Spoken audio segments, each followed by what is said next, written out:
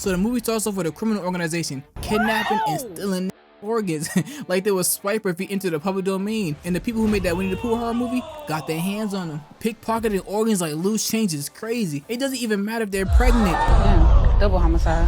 Anyway, the transition from slinging kidneys like they were 8 balls to the lighthearted ice skating scene was jarring. Bathtub full of ice activities to a rink full of ice. Good to see some family bonding.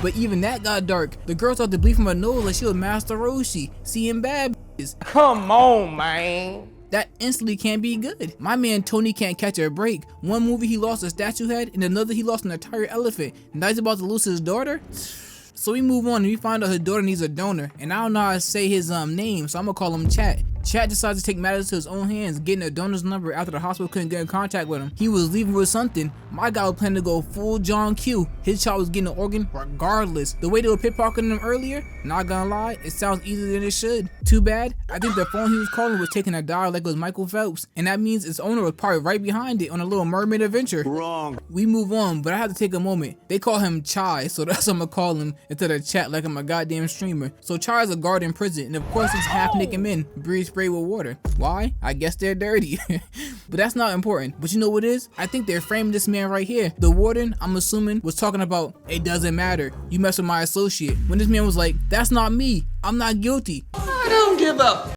Keisha? Nothing else mattered to him besides this man getting locked up. But we get to take a peek at Chai's skills when this man, assuming his innocence, was willing to fight for his innocence via words or knuckles. It didn't matter, and he was making a good argument if you ask me, bodying 2 guards in the process, cleared their HP effortlessly. That's when Chai took the stage, entangling with the man, getting pushed off. Look at his face.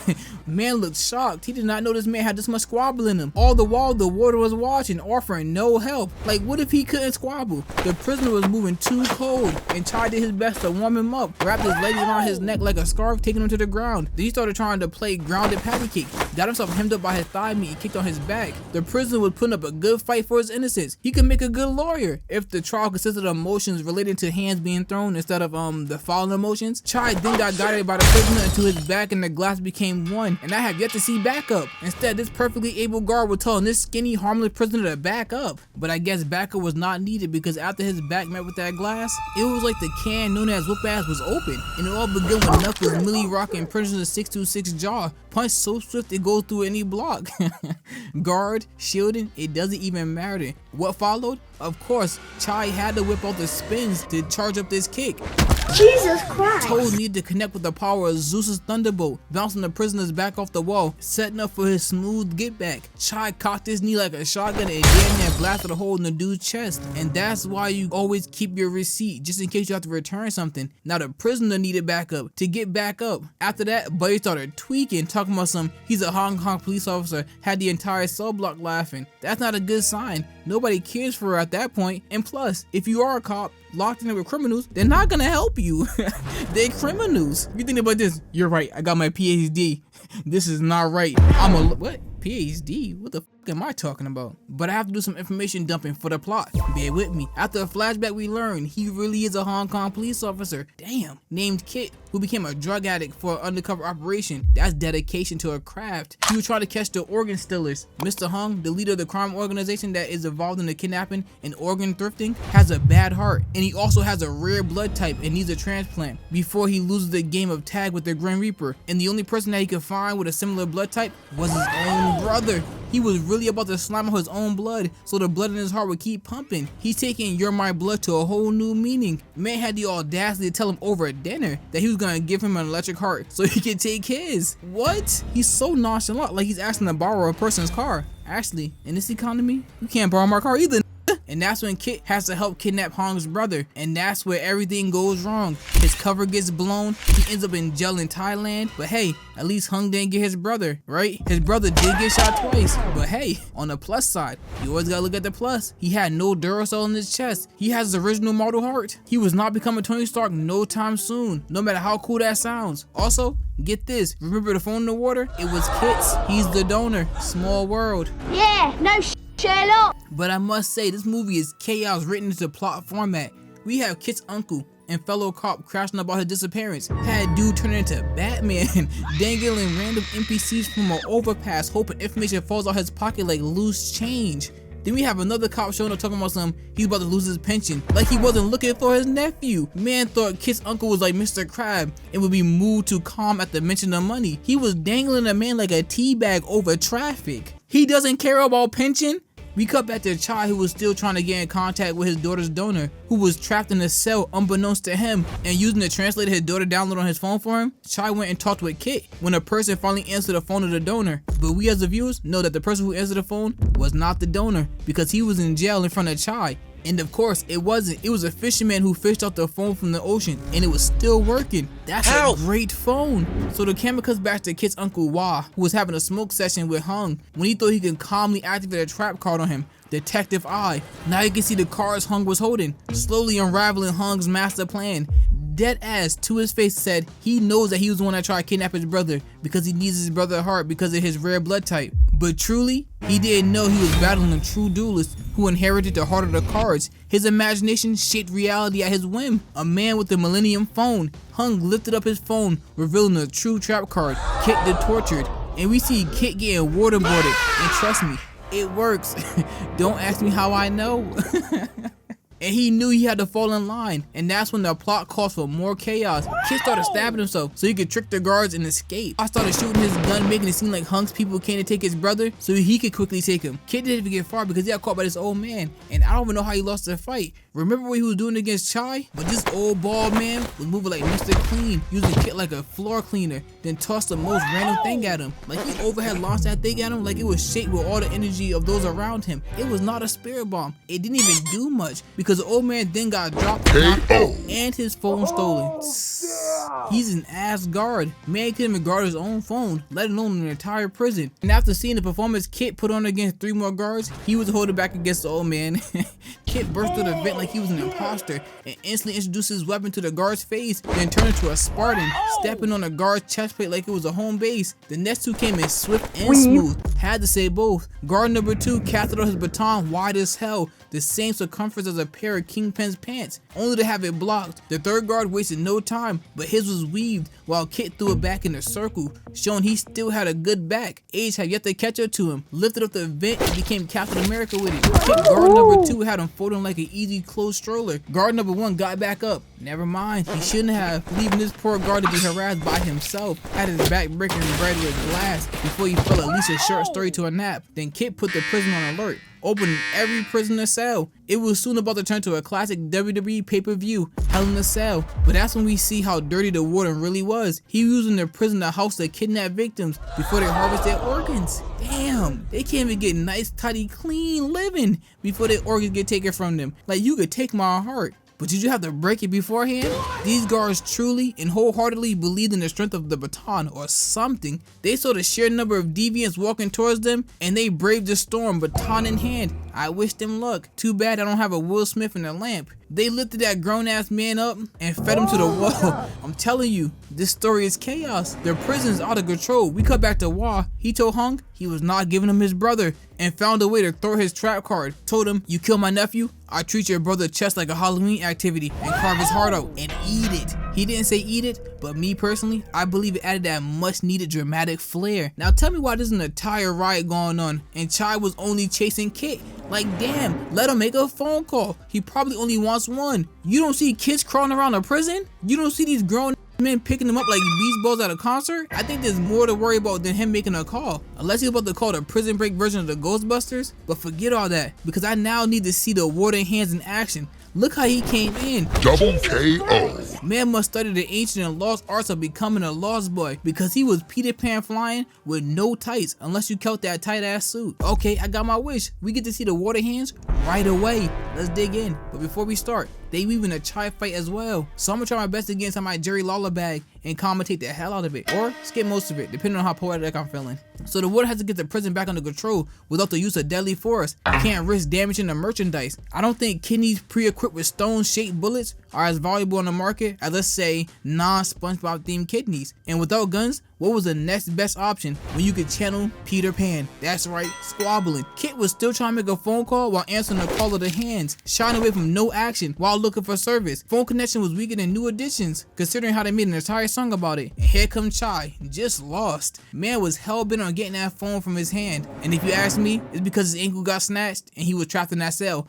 Made him look goofy. But Chai was doing his damnedest to make up for that blunder. Just down there wrestling, throwing elbows, kicking ass. Literally gave Kit a good game, but with toes. But what we were really waiting for? The warden. And the introduction to his performance was a prisoner NPC belly flopping into frame on pure ground. His picture day was gonna be an x-ray.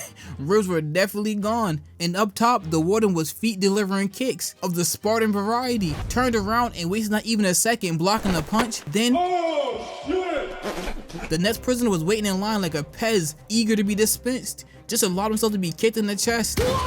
Did this man just turn into a spider monkey? How does one learn they can cling and glide with such smoothness? This man had to be monkeying around. But the part that had me scratching my head, the prisoners didn't head back into their cells after seeing that. They wanted more. When the warden landed, he knew exactly what he did was too filthy, so he started wiping his hands on the prisoner's chest. I mean, the prisoner's quite dirty as well. In fact, after their sentencing, did they all lose the right to use Dove? Dow? Hell, toss in some soft soap.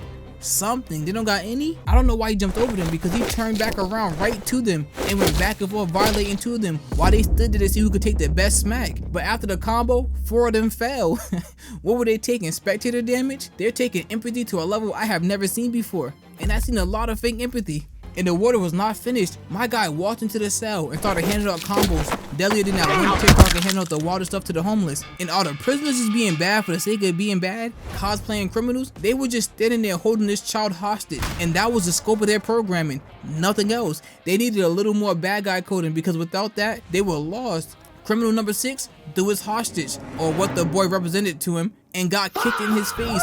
Loafer just loafing on a cranium. We cut back to Chai, and he really needed that phone, putting his knees on full display until he finally got the phone. Never mind, he doesn't have the phone. But the two of them started mixing once again for that device. It felt like a prime iPhone release. They had to have it. Chai jumped into Kit's arms like a lover, but his love was for one of his elbows to connect with his skull. Nope, that didn't work. But they reset once more and started trading blows. Then elbow, like macaroni enthusiast. Gorilla makes the best.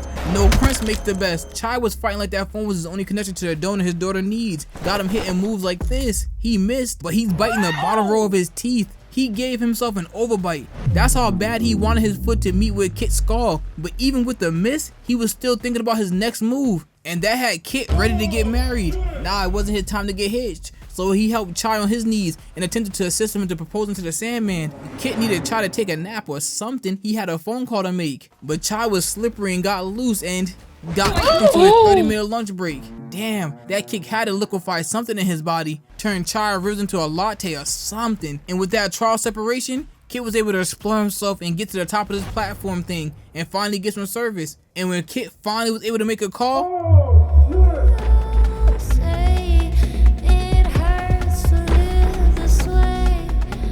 here comes Chai, the #1 Kit rider, knocking down the platforms he was standing on. Like, damn, your shift didn't end? Man, gotta be pulling overtime. But hey, at least the call allowed his uncle to trace it and figure out where his location was, because he put up on a guard that was put on his ass by Kit, gave him a lot of cash to set up a meeting, sneaking into the prison as a delivery man to see his nephew. But here comes Chai, on meat. Like, damn, you have to become a vegetarian. Like, you just have to make himself a part of the storyline. Man walked over and said the old man was gonna get them both killed. You could have played ignorant, but nah, you needed a piece of Kit's cat. What? I'm not gonna lie, I'm watching the movie, but I was like, who the hell is this man stabbing people up?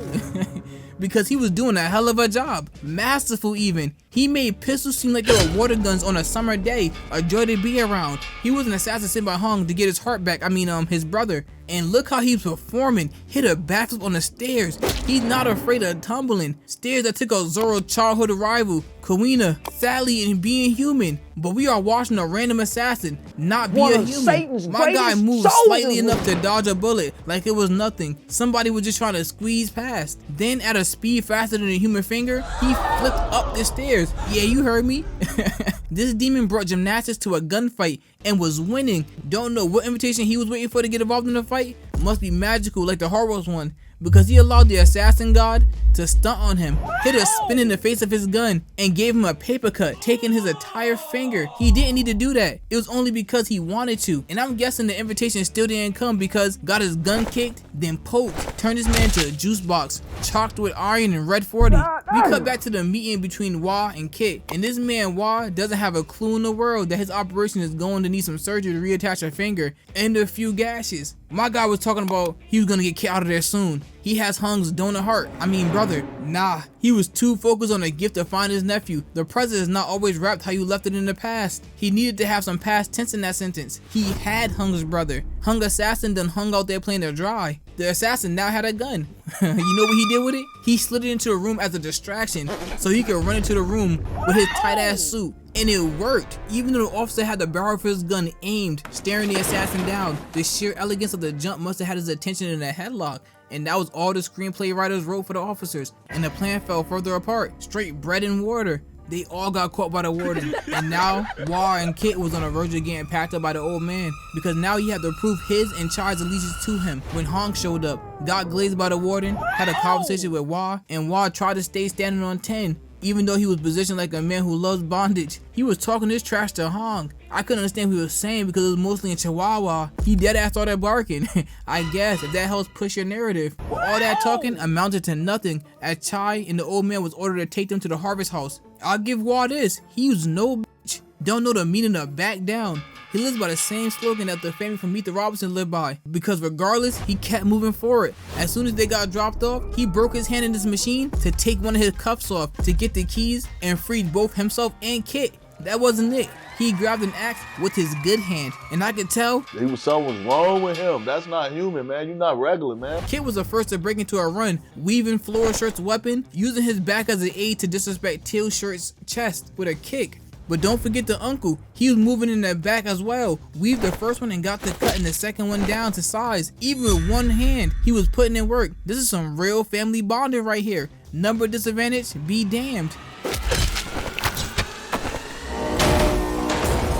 I guess unlike Hong, Chai had a change of heart, and he didn't even need to offer his own brother to experience it. But boy, it cost him, even using all the knees and elbows he could muster. And he was squabbling. Chai was moving more like a chamomile, as he was easing some of the NPCs into a nap. And I don't know what brand his change of heart was, but it had him moving differently. My guy double-kneed through a moving bus window and caused it to crash in order to avoid the other three getting caught with him. That's redemption. Anyway, Kit put up to the building where they were starting the heart transplant surgery. And that's when we get another fight. No Eyebrows, aka the knife-wielding demon assassin, was just cooling in the waiting room when Kit walked in there like he had an appointment. Except the appointment was to exchange hands. It started off and the assassin was already doing the most. Really, nigga? The man barrel rolled into a block. If you're gonna tenderize your own back meat, at least at the minimum, make sure your attack lands. And who knew Kit was built like this? He even had no eyebrow shots when he blocked his knife again with that baton.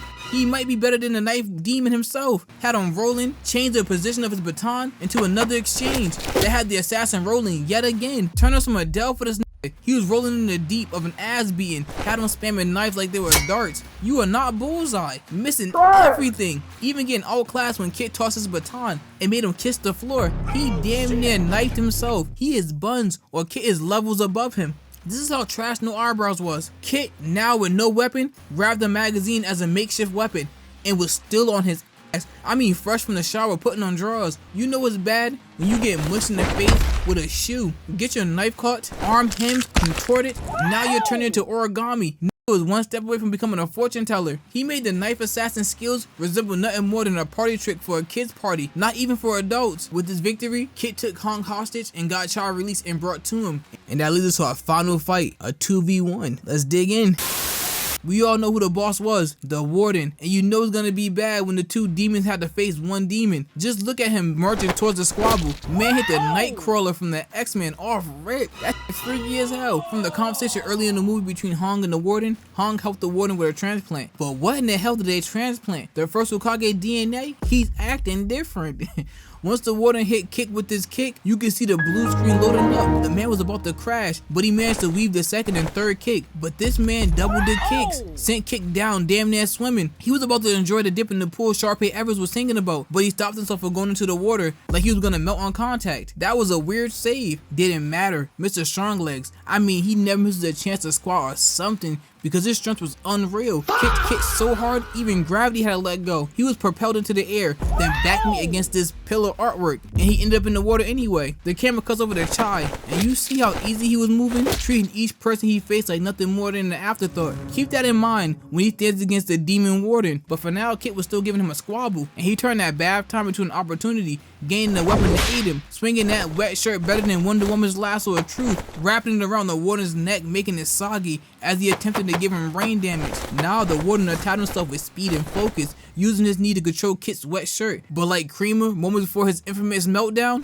nothing landed, and Kit managed to create some distance and launched out a move straight out of Lickitun's moveset. Smack was so crisp, the warden had to do some bull to redeem himself. You got smacked in your face. It happens to the best of us. But hey, at least you're better than the two brothers that are fighting over one heart. That's just sad. And the two of them must have hit a line or something. Why are they moving so fast? Did I accidentally step on my remote and hit the fast forward? And Kit the entire time was struggling to keep up. His defense was cracking. Had the warden walking upstairs on his ass, hawking him down. Kicked him in the chest with his size 10s. Damn near perfect, like he was wearing his chest like a shoe. Kit thought channeling the Spartan spirit with doing right. Wrong. Had that man turn into the wind for the chimes up top. Imagine hearing the echo of metal after hearing a foot harass your head. But hey, he joined in the moment Kit got casted out. Joined in the fray strong. Both knees kissing the air, anticipating impact with some human meat and bones. This man must be a limbo demon. Knees extra lubed up with a WD-40. With a drop down like this, and boy was the warden making it for the beating he had yet to put on him. The warden ran up the wall, missed a spin kick, but spun again off the same air time. Man added more time to his vertical just to put Chai on his back pockets and his spine and his stomach. Ass probably hurting. I never stubbed my tailbone before, but Chai got up so confident. Thought the problem was he didn't hit enough poses beforehand. Still didn't work. The warden stared him down the entire time before he thought about moving, and then kissed his back with his foot. The transplant the warden got had to be the Sharingan, because Chai caught his leg and tried to elbow his knee into his shin. Nah, he turned to the side, minimizing the impact, then proceeded to read every attack Chai was throwing or thinking about. Look how he just leaned to the side. He could have whispered something naughty into his ear if he wanted to, but nah, he just wanted to slap him. Chai earned a chance to Zac Efron the warden's jaw, intercepted, told him to get his ass on the ground, hands a little too high up the thigh if you ask me. I guess he was just feeling the perfect spot to tenderize. Dropped it low, spinning so fast he swept the floor clean of Chai's legs. He stole the gravitational force around Chai so he could hover long enough to get smacked into a victim, trapped into a hotel door, unable to discover the exit. With the disrespect to Chai damn near cemented, Kit came back in and had his first attack blocked. Second attack weaved. What could be his hope of being a viable opponent in the face of such skill? None. Third attack intercepted. Chest harassed. Throat harassed.